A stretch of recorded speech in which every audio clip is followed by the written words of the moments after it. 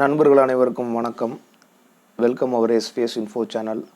நண்பர்களே, நம்ம சேனலில் கடைசியாக வீடியோ பதிவிட்டு ஏறக்குறைய ஓராண்டாயிடுச்சு. இந்த ஒரு வருட இடைவேளை எதற்குன்னு பார்க்குறதோடு மட்டும் இல்லாமல் நம்ம சேனலில் வீடியோ பதிவிட்டதுலேயே எனக்கு அதிகம் தாக்கத்தை ஏற்படுத்திய வீடியோ அப்படின்னு பார்த்திங்கன்னா, தூத்துக்குடியில் உள்ள எல்லா பெட்ரோல் பங்க்லேயும் அங்கே உள்ள மாற்றுத்திறனாளிகளுக்கு வேலைவாய்ப்பு கொடுக்குறாங்க அப்படிங்கிற இந்த வீடியோ பதிவு தான். அந்த பதிவுலேயே பெட்ரோல் பங்க் உரிமையாளர் மாற்றுத்திறனாளிகள் வேலை செய்கிற விதத்தை பற்றியும் அவங்க கொடுக்குற ஒத்துழைப்பு பற்றியும் மிகுந்த மகிழ்ச்சியோடு நம்மள்கிட்ட தகவல்களை பரிமாறிக்கிட்டார். அது மட்டும் இல்லாமல் அங்கே உள்ள மாற்றுத்திறனாளிகள் ஒவ்வொருத்தரும் தொடர்ந்து 10 ஆண்டுகள் தங்கள்கிட்ட பணியில் இருக்கிறதா சொன்னார்.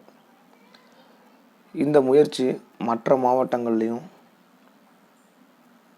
நடந்தால் நிறைய மாற்றுத்திறனாளிகளுக்கு வேலைவாய்ப்பு கிடைக்கிறதோடு மட்டும் இல்லாமல் அவங்க தற்சார்போடு வாழ்வாங்க அப்படிங்கிறத வீடியோ பதிவு போட்டிருந்தேன்.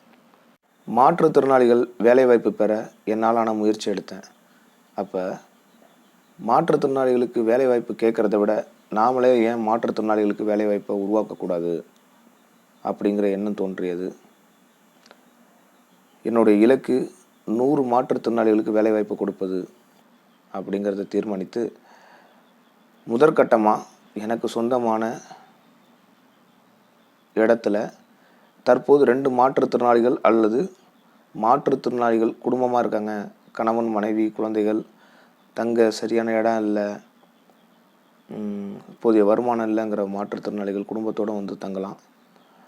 அவங்களுக்கு விவசாயம் சார்ந்த பணிகள் முதல்ல கொடுக்கலாம் அப்படிங்கிறது என்னுடைய எண்ணமாக இருந்தது. எனக்கு சொந்தமான 2 ஏக்கர் இடத்துல சுத்தமாக வேலி ஃபினிஷிங் போட்டு அங்கே மாற்றுத்திறனாளிகள் தங்கிறதுக்கு ஒரு இடம் இருக்குது. விவசாயம் அதோடு மீன் வளர்ப்பு, ஆடு வளர்ப்பு, கோழி வளர்ப்பு, இந்த மாதிரி விஷயங்களை முதல்ல செய்யலாம் அப்படிங்கிறது என்னுடைய எண்ணமாக இருந்தது. அதற்கான முயற்சிகளில் தான் இந்த ஒரு வருடம் நான் எடுத்துக்கிட்டேன். நண்பர்களே, ஆடு வளர்ப்பு, கோழி வளர்ப்பு, மீன் வளர்ப்புன்னு சொல்கிறாங்களே, வேலை ரொம்ப கடினமாக இருக்குமோன்னு யாரும் தயங்க வேண்டாம். மாற்றுத்திறனாளிகள் செய்யக்கூடிய அளவுக்கு தான் நான் அதை திட்டமிட்டிருக்கேன். அது மட்டும் இல்லாமல் நானும் உங்களோட சேர்ந்து இந்த பணியை செய்வேன். அது மட்டும் இல்லாமல் நமக்கு ஒரு நார்மல் பர்சன், அவரும் உங்களுக்கு துணையாக இருப்பார். அறிமுக வீடியோவில் சொல்லியிருக்கேன், நான் ஒரு பொதுத்துறை நிறுவனத்தில் வேலை பார்க்குறேன் அப்படின்னு. அங்கே நான் ஒரு வெல்டர், மாற்றுத்திறனாளியாக இருக்கிற நான் வெல்டிங் வேலை செய்கிறேன். என்னால் அந்த கடினமான வேலையை செய்யும்போது நீங்கள் சிரமப்படாத அளவுக்கு தான் நான் அதை திட்டமிட்டிருக்கேன். அதனால் யாரும் தயங்க வேணாம். ஆர்வம் உள்ளவங்க வாங்க.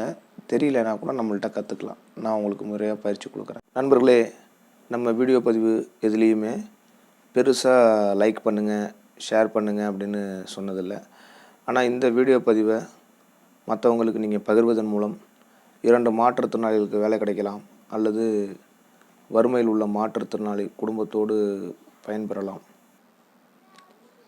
விவசாயத்தின் மீதும் விவசாயம் சார்ந்த பணிகளில் ஆர்வம் உள்ள மாற்றுத்திறனாளிகள் என்னை தொடர்பு கொள்ளுங்கள். கீழே டிஸ்கிரிப்ஷனில் என்னுடைய நம்பர் கொடுக்குறேன். முதற்கட்டமாக 2 பேருக்கு நான் வேலைவாய்ப்பு கொடுக்குறேன். இந்த மாற்றுத்திறனாளிகளுக்கு வேலைவாய்ப்பு கொடுக்குற முயற்சி இந்த 2 பேர் கையில் தான் இருக்குது. இவங்க கொடுக்குற ஒத்துழைப்பை பொறுத்து தான் 100 பேருங்கிற என்னுடைய இலக்கு சாத்தியமாகும். அதனால் உண்மையாகவே ஆர்வம் உள்ள மாற்றுத்திறனாளிகள் என்னை தொடர்பு கொள்ளுங்கள். என்னுடைய முயற்சிக்கு